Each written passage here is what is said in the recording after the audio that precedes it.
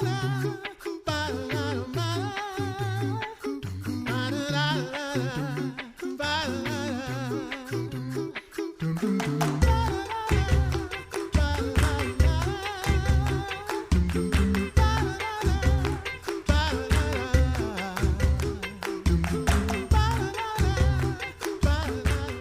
listening to the Coffee Hour. I'm Andy Bates. I'm Sarah Gulseth. It is a good day. We get to learn more about our friends serving the Lord in other parts of the world and what that looks like today during a global pandemic. Today, we're going to head to Ethiopia. I'm really excited about that. How about you, Sarah? Yeah, me too. Thanks There's to good coffee in Ethiopia. This is true. This is true. Thanks to Concordia University, Wisconsin for supporting the Coffee Hour. Find out more about Concordia University, Wisconsin at cuw.edu. Live uncommon. Joining us today, the Reverend Eric and Johanna Stinnett, serving the Lord through the Lutheran Church Missouri Synod in Ethiopia. Thank you so much for joining us today, Eric and Johanna. Thank you for having us. It's really an honor and privilege for us to be able to have this opportunity, and also a real joy just to feel like we're connecting back with some folks at home. So on a lot of levels, we need to be the ones thanking you. Well, it's always a delight to talk with our friends who are serving in really unique places. Tell us about the work that that you were sent to do in Ethiopia.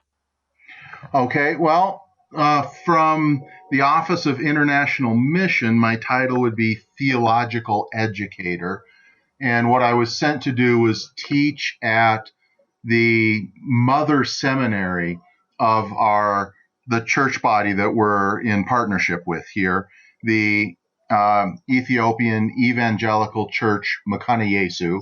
It's a Lutheran church here in Ethiopia. It's actually the largest Lutheran church in the world, with over 10 million members now. And what they realized some years back is that the partners that had planted them and raised them up and trained them were getting less and less Lutheran and less faithful to the Bible. And they've actually started cutting some of those partnerships. And when they did that, they reached out to the LCMS and said that basically that they realized they had been losing their Lutheran identity. They'd been losing a lot of the Lutheran theology. And the LCMS had a worldwide reputation of being solidly biblically Lutheran, and would we please come and help? And so here we are. We have come to help. And Johanna, what once you were on the field, deployed on the field, what did life look like for you all? What has life looked like for you all and your kiddos while you're on the field in Ethiopia? Yeah, it's a beautiful country. Like you said before, Ethiopia has wonderful coffee, and along with the wonderful coffee, they have really great people. But things did definitely change.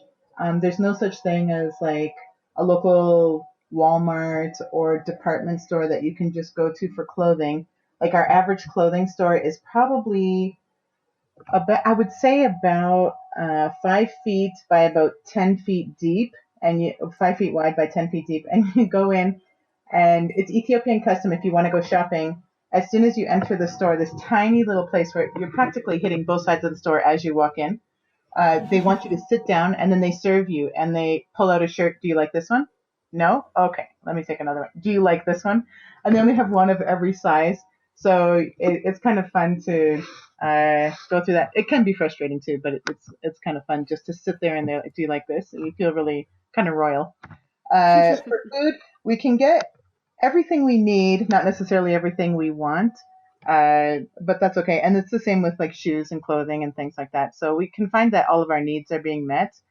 There's things we miss from the United States, but overall it's pretty good. And we were homeschooling before we came, so that hasn't changed since Corona, but our kids like to joke that now everybody's a homeschooler and that they aren't affected too much because they've been preparing for this day all their life. So that's pretty fun.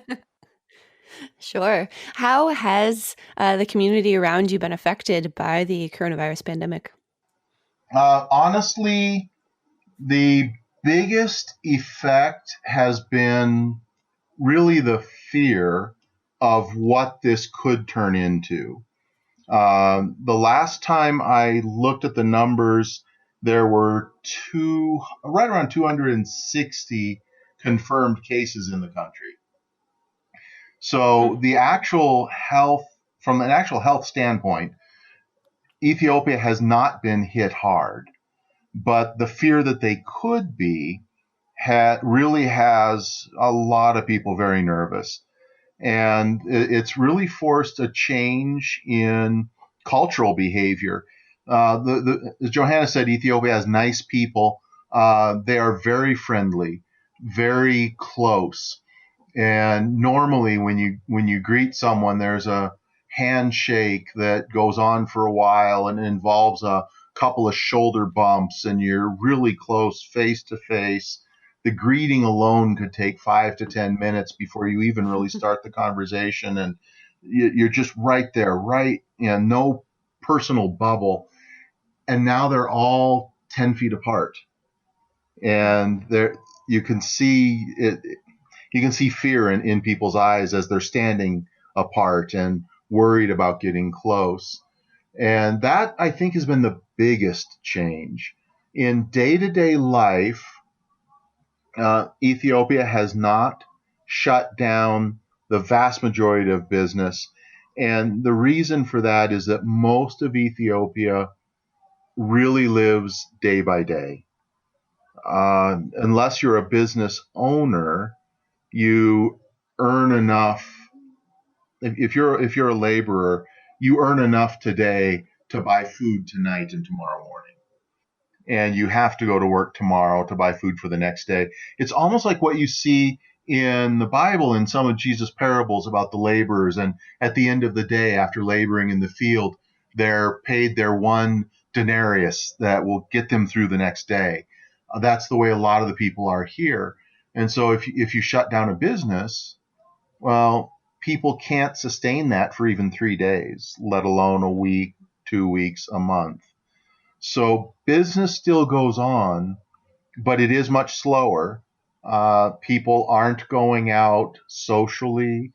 They aren't going out for anything extra because of the fear they're only going out for necessities. But we do still see the shops open. There are still people on the street. But everything is slower now. For our seminary community, that's changed drastically because the government closed all the schools, physically sent all the students home, not just our seminary, but across the country, and said you have to figure out some way to do distance education. So our seminary, which usually has a few hundred students on campus at any given time, now has no students on campus. So that's a little different for us. Yeah, and I think one of the challenges to reach the students across Ethiopia, it's estimated that only 15 to 20% of the population has access to internet, whether it's financial or there's towers in the area, or whether they have smartphones or even computers or anything. And even a lot of the faculty do not have computers or laptops.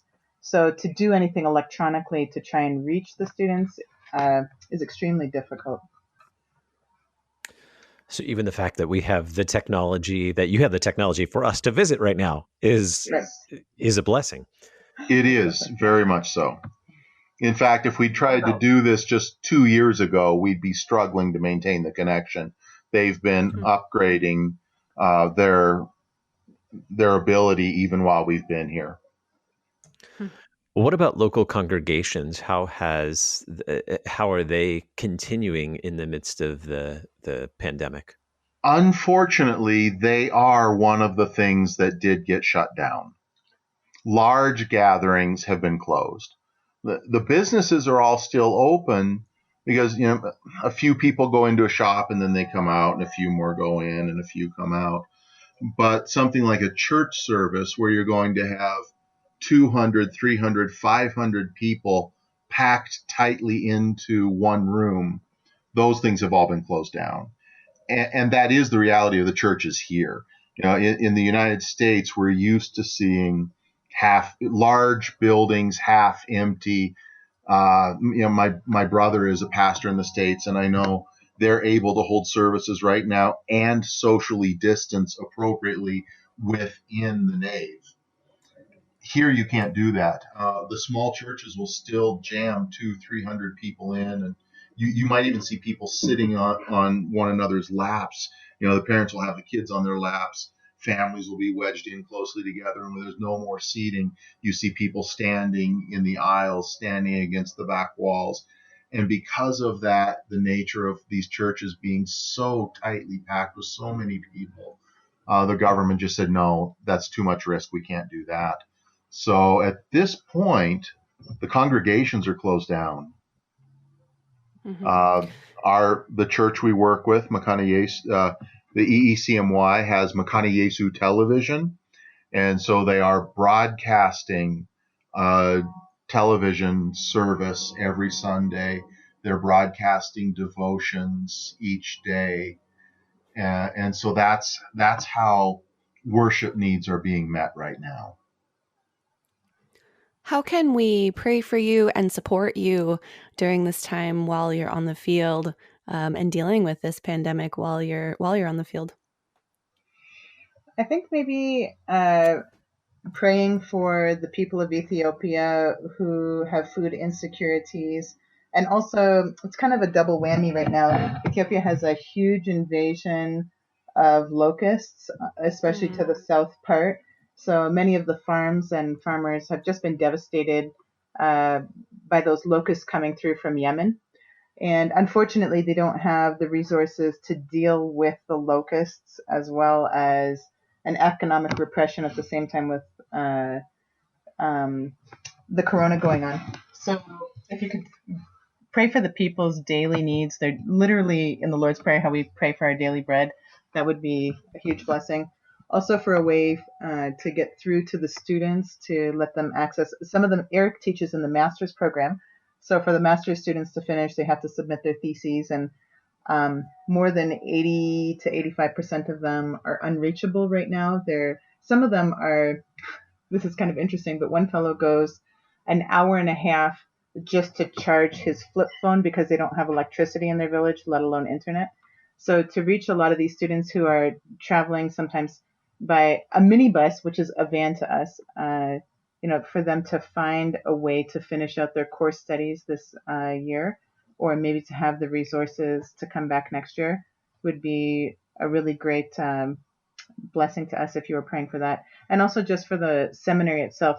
The seminary employs over 200 workers, and right now, monthly, they're trying to give the seminary workers 50 kilograms of flour, 50 kilograms of teff, which is the local wheat that is made into injera, which is a staple food. And that the price of teff is just skyrocketing right now as well. And then they're also trying to give them a little bit of oil and sugar to meet their daily or their monthly needs. But that has been a huge cost to the seminary, which kind of operates on a cost recovery basis. So to pray for the finances and financial security of the Mekane Yesus Seminary as well would be really great.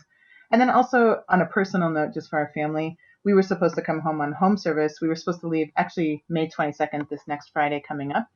And we get to go home every 2 years. So the kids really look forward to seeing family. And on a selfish note, even to go shopping and eat at restaurants that we haven't seen for a couple of years. And then also, of course, to raise support for the work that we do here. So that's kind of been a real blow for our family, and everybody it goes through swings. I don't know, emotionally, you're okay with it for a little while, and then it's really hard to deal with that sometimes. So, but for the most part, we're really grateful that the Lord has kept us in our home and that everybody's healthy and doing well. And so if you could pray for all those things, that would be really great. Thank you so much for sharing your story. That's certainly you will be in our prayers, and so glad that we can share your story with our listeners. The Reverend Eric and Johanna Stinnett served the Lord through the Lutheran Church Missionary Synod in Ethiopia. Thank you so much for being our guests on the Coffee Hour today. Oh, thank you for giving us the opportunity. It's really been wonderful talking with you. Thanks for having us. I'm Andy Bates. I'm Sarah Golseth.